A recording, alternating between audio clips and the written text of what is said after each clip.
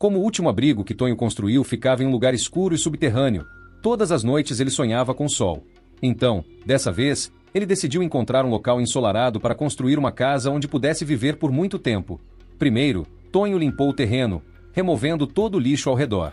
Depois, improvisou um compasso usando um cadarço de sapato. Como era um abrigo só para ele, não precisava ser muito grande. Assim que organizou suas ferramentas, começou a cavar o solo, seguindo a linha que havia desenhado.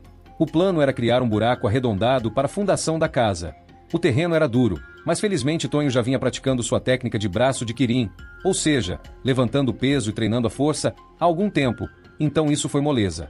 Com movimentos certeiros, ele rapidamente esculpiu a fundação do abrigo.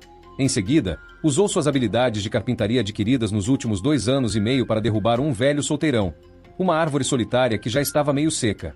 Todo mundo sabe que desmatar florestas não é legal, mas Tonho não queria carregar esse peso na consciência.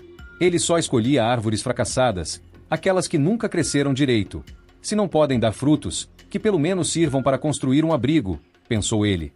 Depois de coletar madeira suficiente, começou a alinhar os troncos dentro do buraco, criando paredes firmes. Em seguida, preencheu todos os espaços com terra, garantindo que não sobrasse nenhuma fresta. Depois de compactar tudo, a casa já estava preparada para resistir por décadas. Mesmo se um terremoto atingisse o local, não haveria motivo para pânico, até porque ficar com medo não resolve nada. Usando a mesma técnica, Tonho construiu a segunda parede. Mas dessa vez, fez algo diferente, deixou uma abertura entre 3 troncos menores. Quem assiste a vídeos de sobrevivência já deve ter percebido que era um espaço para uma janela. Afinal, cada detalhe do abrigo precisava ser pensado para garantir conforto no futuro. Quando terminou a estrutura, Tonho ficou tão satisfeito que até deu um mortal no ar, meio torto, mas valeu a intenção. Mas para finalmente se mudar para seu novo lar, faltava um item essencial: uma cama. Ele pegou 2 troncos, colocou-os no chão e alinhou vários galhos finos por cima, formando uma superfície plana para deitar. Simples, mas funcional. Depois de uma manhã inteira de trabalho pesado, ele finalmente tirou um cochilo para recuperar as energias. Assim que acordou, voltou ao trabalho e começou a construir a janela.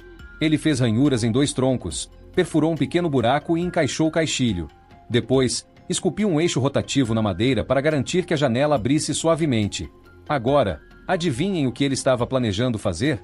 Se errar, vai ganhar uma esposa selvagem como prêmio. Brincadeira! Mas tenho certeza de que todos acertaram.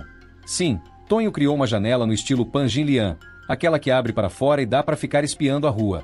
Depois da janela, ele usou a mesma técnica para fazer uma porta maciça de madeira. A abertura era tão suave que nem fazia barulho. Após um dia inteiro de trabalho, o estômago de Tonho começou a roncar. Como ele ainda não tinha construído um fogão, decidiu improvisar na base de uma árvore. Cavou um buraco do tamanho certo, acendeu uma fogueira e começou a preparar o jantar. Logo, a fumaça subia pelo ar e os ingredientes estavam no ponto. Claro, os vegetais eram só acompanhamento.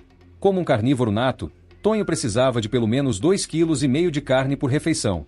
Depois de um tempo, um banquete estava servido. Cada mordida trazia aquele sabor irresistível da gordura estalando na boca. Mas, para ele, aquilo era só um aperitivo. Então, pegou uma abóbora da mochila, porque ele só ficaria satisfeito depois de comer pelo menos 5 ou 6 pratos de comida. Com a barriga cheia, Tonho finalmente teve energia para continuar trabalhando. Ele foi até a área onde viviam as javalis fêmeas, pegou um balde cheio de lama podre e voltou para casa. Esse material era conhecido como cimento natural, perfeito para rebocar paredes. Apesar do cheiro horrível, Tonho gostava. Na verdade, ele gostava tanto que dizia que sem esse cheiro não conseguia dormir direito à noite. Depois de preencher todas as rachaduras com esse cimento, as paredes estavam finalmente prontas.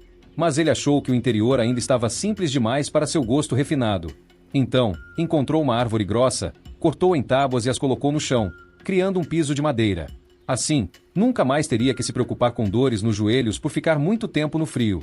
Além disso, sua casa ficou muito mais estilosa. Por fim, chegou a hora de construir o telhado. Ele apontou uma das extremidades dos troncos, fincou-os no solo e fixou a estrutura com pregos. Depois, cobriu tudo com lona. Mas percebeu que, em dias de chuva, a lona poderia fazer barulho. Então, encontrou algumas telhas velhas e as colocou por cima. Agora, além de manter o calor e o isolamento acústico, seu abrigo tinha um toque rústico e elegante. Com sua pequena vila de luxo finalmente pronta, Tonho decidiu comemorar saindo para colher cogumelos selvagens.